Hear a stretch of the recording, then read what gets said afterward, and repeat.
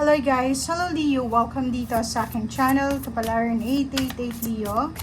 Alamin natin ang message ng baraha sa'yo for the month of November. General reading siya, so gamitin mo ang iyong intuition sa panonood, Leo. Okay, one more. Leo.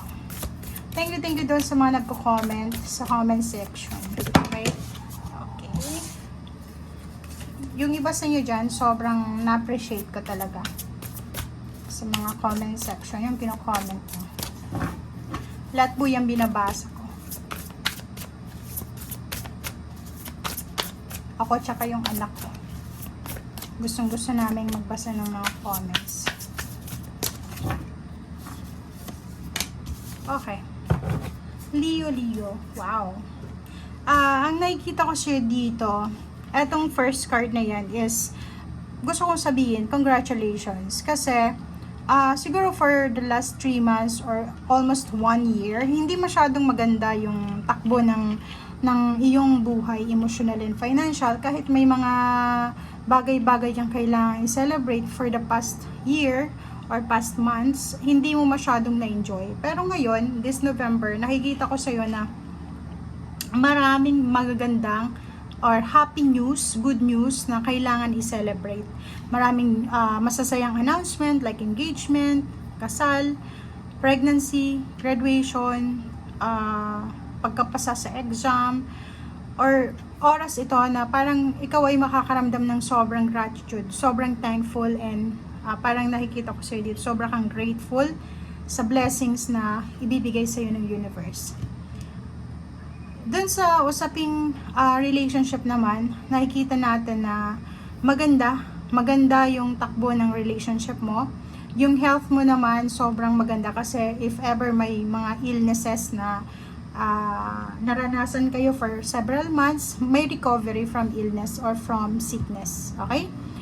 Yun lang. Mag-iingat kayo kasi makakaramdam kayo ng konting sensitivity lalo sa emotion, mabilis kayong magalit, mairita, parang mawala ng focus. So, yun lang. Pero, maraming mga bagong emotional experiences ka regarding sa relationship. So, may mga messages ka na matatanggap galing sa friends, sa kakilala, may mga bagong relationship, may mga invitation para sa mga events, or maraming mga happenings dito na mangyayari sa'yo, or darating sa'yo this month of November. Okay. Leo.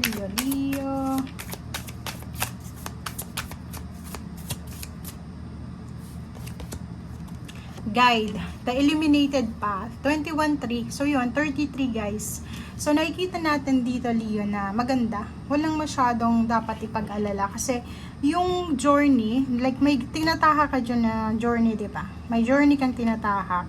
Parang sa paligid niyan or sa both side, left and right, maliwanag na. Kasi illuminated path, siguro dati sobrang confused ka or medyo uncertain yung pinapasok mo, tinatahak mong landas or journey. Pero ngayon parang clear na siya. Parang dati madilim sa paligid mo, hindi mo alam kung saan ka pumupunta. Parang maze siya, di ba? Parang pumasok ka sa isang maze, hindi mo alam kung saan ka lalabas. But now, sinasabi ng baraha mo sa'yo dito na you are guided, you are loved, you are protected, and maliwanag na yung journey, yung path na tinatahak. Okay? Blessings. Ano ba yung blessings? Yung significant numbers nyo, Leo, is 333. Okay? Blessings. Wow. So at last, nakikita natin dito yung peace of mind. So, for the month of November, peaceful yung emotion mo. Maganda yung pasok sa'yo ng buwan na to. Marami kang obligations, marami kali yung mga pinapasan na mga baggages. But this month, ang biyaya na posibleng matanggap mo is parang no more worries kasi peace ka na eh. Peace na. Makukuha mo na yung peace of mind or yung clarity. Okay, so sa pera, nakikita natin na mababalance mo na yung or mamamanage mo na. Mamamanage mo na yung expenses mo. Siguro may hinihintay kang financial blessings or financial news na yun yung pwedeng makatulong sa'yo para hindi ka na mamroblema sa mga expenses or sa mga obligation mo financially. Okay. Okay. So yun. So ito, it's recovery siya. So nakikita natin may mga recovery from emotional and financial. So may offer ng bagong work, may offer ng pwedeng source ng income or pagkakakitaan. It's either negosyo yan, or it's either career change, career move, or pwedeng mga bagong source ng income or pwedeng pagkakitaan. Okay. Pero, syempre, pag nagtatrabaho ka, mapapagod ka. So, expect mo na yan na this month, makakaramdam ka ng pagod. Diba? Makakaramdam ka syempre ng pagod. So, kung pagod ka, magpahinga ka, Leo. Justice.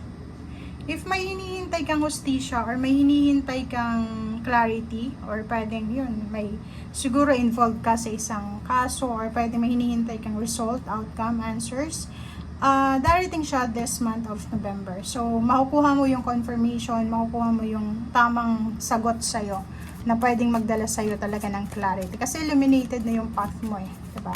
Wala nang nakatago.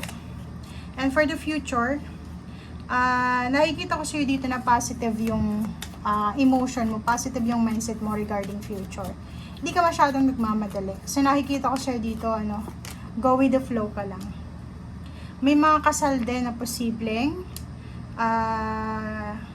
dadaluhan ka or isi-celebrate wedding anniversaries or any anniversary, like anniversary ng negosyo.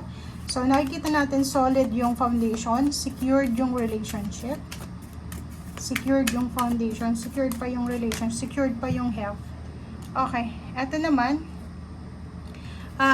kung makikita mo dito sa Four of Wands, it's family life. So, dito sinasabi na stable din yung family life mo, Leo. So, nakikita natin yung peace and harmony, balance sa family. Yun yung blessings na matatanggap mo this month.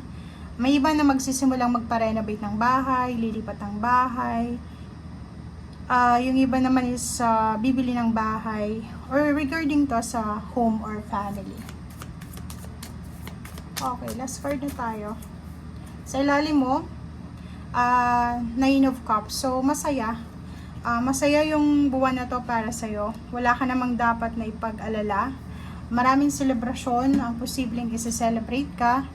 Maraming rason kung bakit kailangan mong magsaya. Okay, there's so much reasons para mag-celebrate ka. Okay?